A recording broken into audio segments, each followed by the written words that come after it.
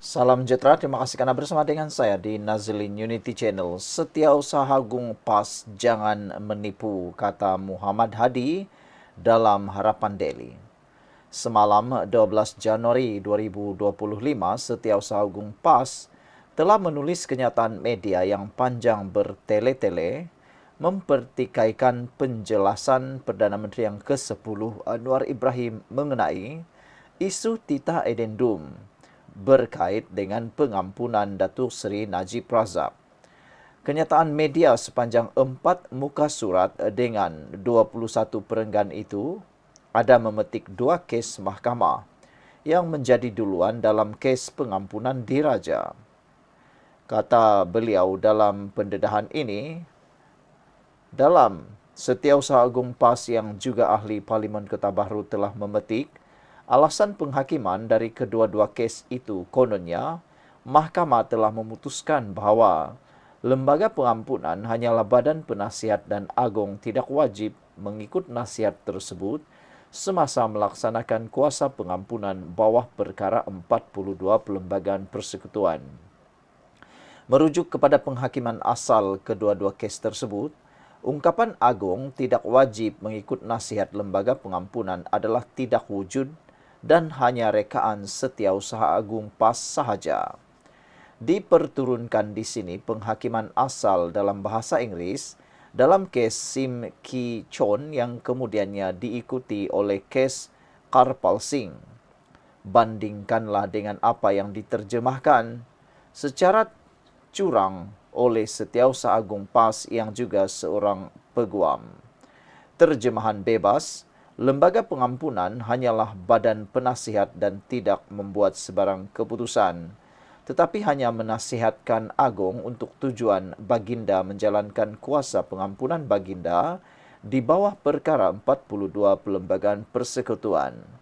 Wajib mengikut nasihat tersebut yang dipetik oleh Setiausaha Agung PAS hanyalah rekaan Setiausaha Agung semata-mata dan memberi gambaran seora-ora agung boleh menolak nasihat lembaga pengampunan begitu sahaja. Tidak terdapat dalam mana-mana bahagian dalam penghakiman Sim Ki Chon atau Karpal Singh yang menyebut bahawa raja pemerintah tidak wajib mengikut nasihat lembaga pengampunan. Kalau Setiausaha Agung PAS membuat tafsiran dan kesimpulan sendiri berdasarkan penghakiman tersebut, itu dia punya pasal, tapi menyebut bahawa mahkamah yang memutuskan agung tidak wajib mengikuti nasihat lembaga pengampunan adalah satu penipuan atas dasar penipuan atas darat kering bak kata orang Rusila. Apatah lagi, petikan tersebut dibuka dan ditutup dengan tanda pembuka kata dan penutup kata, memberi gambaran bahawalah ungkapan itulah sebenarnya keputusan Mahkamah Agung, sedangkan ungkapan tersebut tidak pernah wujud, hanya hayalan dan dongeng ahli Parlimen Kota Bahru sahaja.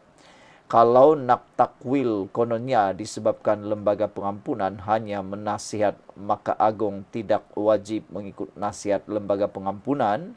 Ini juga tidak betul kerana status nasihat oleh pihak eksekutif kepada raja berperlembagaan juga ada perbincangan yang sangat panjang dari sudut undang-undang dan tidak boleh dirumuskan ikut sedap tekak ahli Parlimen Kota Bahru sahaja. Kalau mahkamah kata lembaga pengampunan hanya menasihat, maka ambil yang literal sahajalah, tak perlu tokok tambah ungkapan lain. Jika hendak dikatakan budi bicara raja, pemerintah dalam isu pengampunan merupakan isu yang tidak boleh diadili, sekalipun ia membawa makna yang jauh berbeza dengan ungkapan agung tidak wajib mengikut nasihat lembaga pengampunan.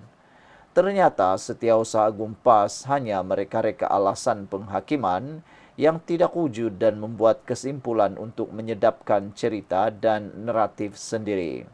Setiausaha Agung PAS janganlah jadi kaki lebong. Jangan kata apa yang orang tak kata, menipu kan hukumnya haram. Sekian dulu untuk kali ini. Jangan lupa tinggalkan komen Anda. Salam sejahtera, terima kasih karena bersama dengan saya di Nazilin Unity Channel. Sekali lagi tentang titah edendum Najib. Ada macam-macam suara yang sumbang kedengaran sekarang ini. Ada yang kata titah edendum Najib mungkin akan dibatalkan. Ada yang cakap konon titah Najib tidak sah. Ada kata titah Najib akan diterima. Ada yang kata Najib akan dibebaskan tak lama lagi. Ada juga yang kata biarkan saja Najib terus dalam penjara, tunggu sampai selesai case 1 MDB dan macam-macam lagi lah. Ada juga satu lagi perancangan daripada pihak peguam negara dan juga pihak-pihak yang berkaitan ingin memohon supaya dibuat satu larangan atau gag order. Gag order ini ialah satu perintah larangan untuk membincangkan atau mengulas titah edendum secara umum dan terbuka. Apa pula pendapat Anda tentang isu itu? Perlukah titah edendum itu ditutup dan tidak boleh dibincangkan lagi, diulas lagi selepas ini? Selepas Anwar Ibrahim menyatakan tentang kedudukan sebenar, lokasi sebenar titah edendum tersebut. Sekarang ini, Azalina Othman Said, Menteri di Jabatan Perdana Menteri untuk Undang-Undang Reformasi Undang-Undang dan Institusi, tampil pula membuat satu keputusan yang mengejut. Beliau tidak menyokong larangan bersuara ke atas edendum. Wow, ini memang luar biasa. Selepas Setiausaha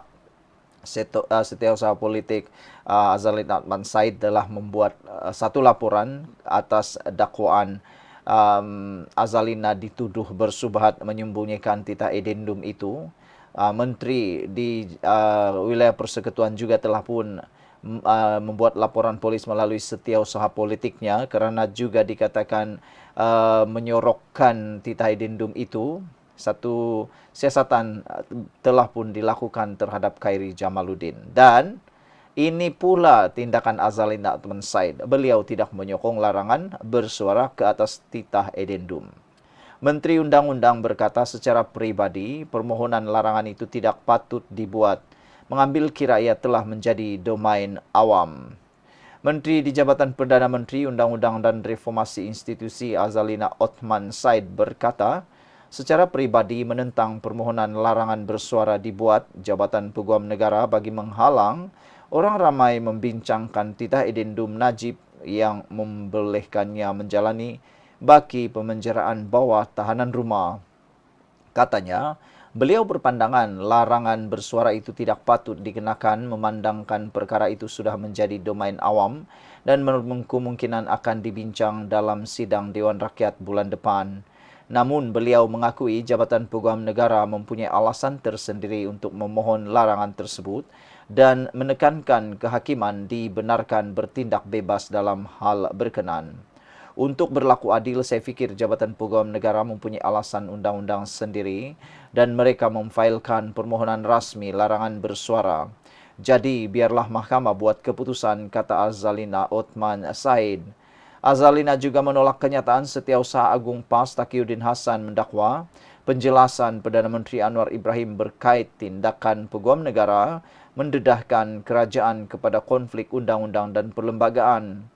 Kes sedang berada di mahkamah, sama ada ia betul atau salah terpulang kepada hakim. Mungkin Taqiyuddin boleh bangkitkan kebimbangannya itu dalam afidavitnya, kata beliau. Peguam mewakili ahli Parlimen Perikatan Nasional dijangka memfailkan permohonan rasmi untuk hadir sebagai peguam pemerhati dalam prosiding semakan kehakiman Najib. Awal hari ini, ahli Majlis Tertinggi UMNO Puan Zarkasi memberi amaran larangan bersuara hanya akan memburukkan lagi defisit kepercayaan terhadap kerajaan.